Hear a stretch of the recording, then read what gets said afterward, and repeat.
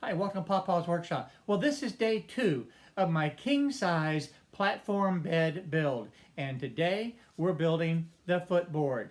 We're putting this component together, and along the way I've got a couple of tips that I want to be able to share with you. So let's get started.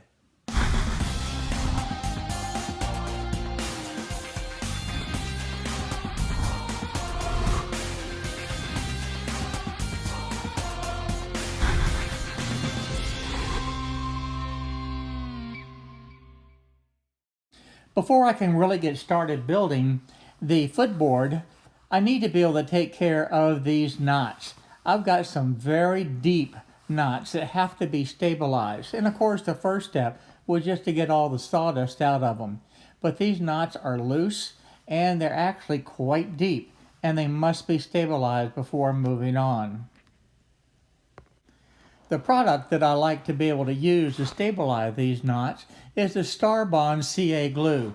Now I'm using the black and I'm using the medium thick glue to be able to do this.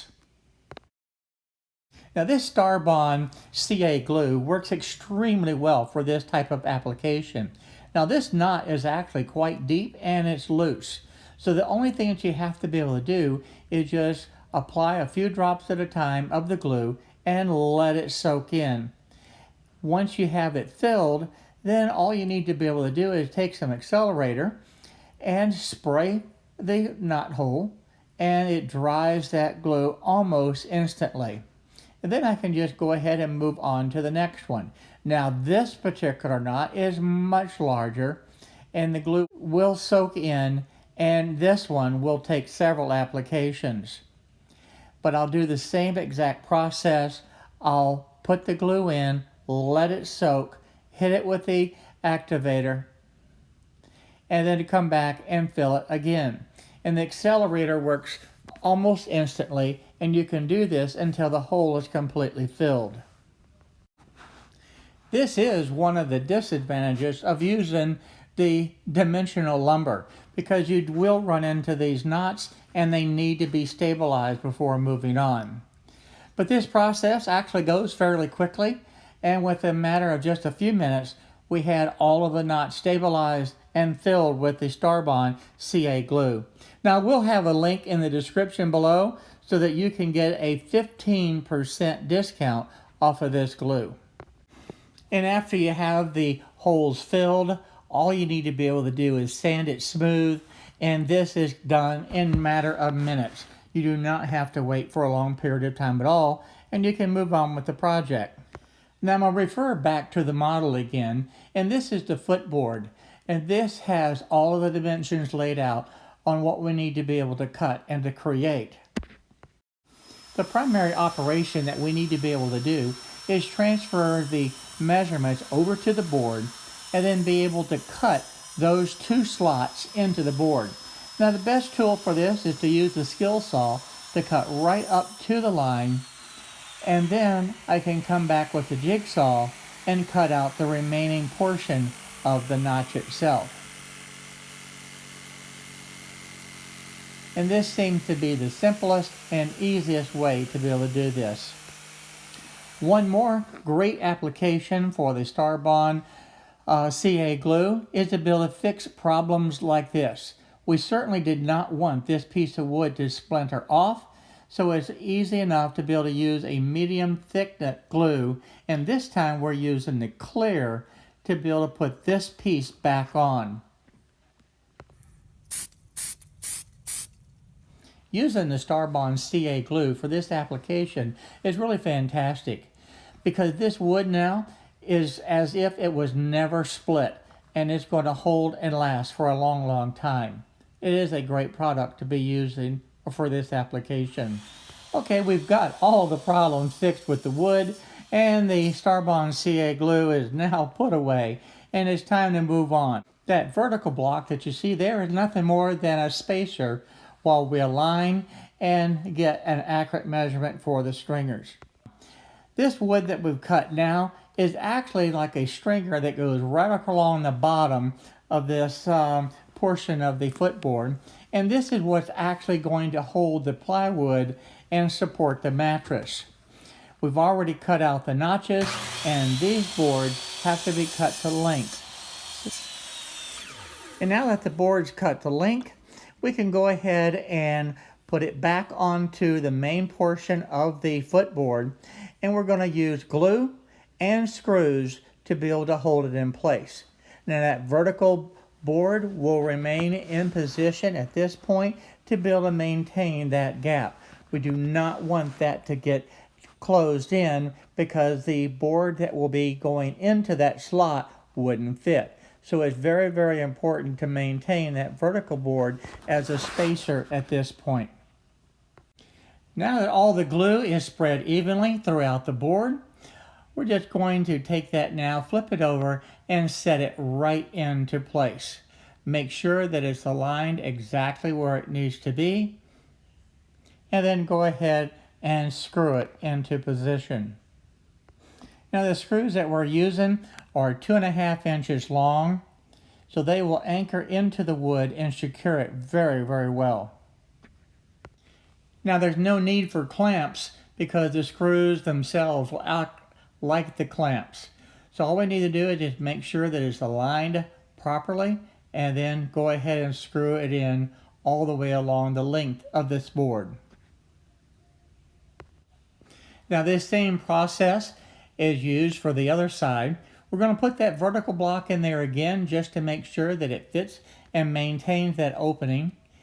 The glue's already been applied to this board, checking for the alignment, and then it's time to be able to go ahead and screw this board into position as well. Now that all the screws are in place and this particular portion of it is done, it's time to be able to go ahead and sand. I think it's important to be able to sand a project as you go along because in many cases it is a lot easier to be able to sand as you go instead of waiting to the very end. Now I will say this, once the whole project is done, it will get one more good sanding all the way through before the staining takes place. Now I want to refer back to the model of this footboard because these are the stringers that we had to put in, and of course we had to cut the notches out. And we had listed all of the various dimensions. But now let's compare it back to the real project. You can see where the stringers have been put in place, and you can see where the notches have been cut. So it looks exactly like the model. Good thing, because that's what we're trying to make sure that we accomplish here. The model is a great tool to be able to have when doing a project like this. Okay, this is one of those oops moments. We actually dropped a board, and of course, when you know, it would hit right at one point where it would make a nice dent into the wood. Well, one of the best things to be able to do is to be able to get an iron and a little bit of water. Put the water onto the wood and just rub the iron over it, and guess what? For the most part, that dent will come right back to the surface and be smooth again. So this is a great tip to remember if you, in your shop, ever have one of those oops moments. Well, it's time to get out the now famous biscuit cutter and be able to cut the slots into this board. Because the vertical portion of this is now done, but we still have to add the top to it. And to be able to secure that top in place, we're using the biscuit type joinery. Now it's time to go ahead and put the biscuit slots into the top portion of the footboard. And to be able to do that, that's a little bit tricky with this type of biscuit cutter. To be able to do it, you see the clamps in place, and it's holding just a temporary board there to be able to help stabilize the biscuit cutter. It also has the line there that I can use as a reference when cutting the biscuit slots.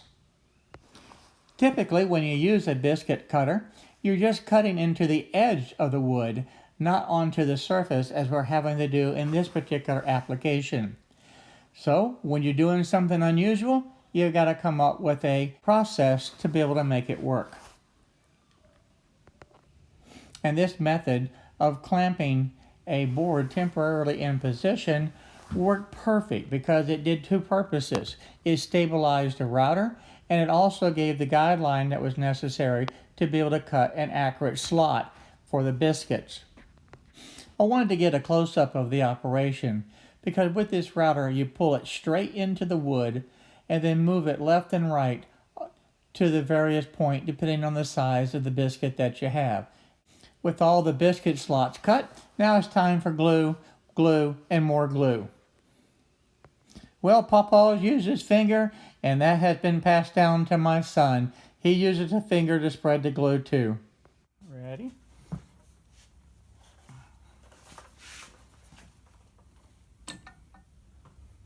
Now in this step, all we did is just flip the board over and slip it into the top of the footboard.